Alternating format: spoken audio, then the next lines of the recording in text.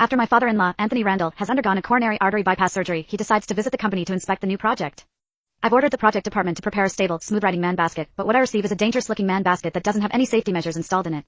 Anissa Howell, the first love of my husband, Connor Randall, speaks up mockingly at that moment. Since your junk-collecting dad wants to collect more junk in the construction site, it's only natural that I, as the person in charge of this project, hold the fort for Mr. Randall. Then again, I've always been a soft-hearted person. This man basket might be malfunctioning, but it's perfectly adequate to send you guys to your destination. I'm a VIP of a bungee jumping club. Today, I'll let you have a taste of what it feels like to soar through the skies. Chapter 1. The fierce wind scattered the words of the foreman, Howard Finch. Is it secured? The people up there are Mr. Randall's guests. But no one paid him any attention. The man basket shot upward at a speed far beyond its safety limit. My father-in-law, Anthony Randall, went limp from the sudden sensation of weightlessness, his knees slamming hard onto the rusted metal floor. I rushed over to hold him up. Dad, are you okay? Anthony's face had turned bluish-purple, his lips, hands, and eyes were all trembling. That trembling was actually a whole-body spasm associated with a heart attack. Wind howled in from every direction, and the basket swayed violently. Emergency stop, press the emergency stop, I said. I went to hit the red button in the corner of the basket. I pressed it once, but nothing happened. I tried again, but there was still no response.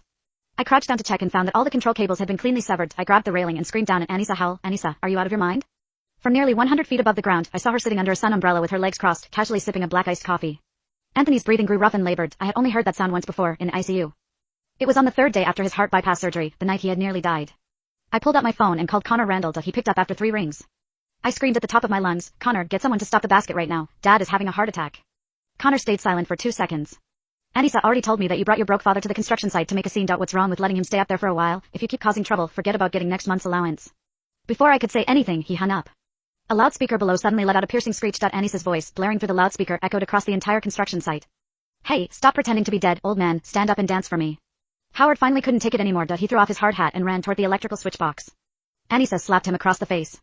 Who told you to touch that? If anyone dares to touch that switch today, I'll fire the entire crew. None of you will get a single dollar of your wages. No one dared to move again. The crosswind grew stronger, and the basket began to tilt at a terrifying angle. All I could do was hold tightly onto Anthony's arm to keep him from falling out of the flimsy cage. With a trembling hand, Anthony reached into his pants pocket and found his nitroglycerin pills. He twisted open the cap with shaking fingers, but a gust of wind suddenly hit, tilting the basket nearly 45 degrees. The medicine bottle slipped from his fingers, and the pills scattered everywhere. The bottle slipped through the wire mesh under our feet and fell straight down. It landed near Anissa's feet and bounced twice. The pills rolled across the dirt.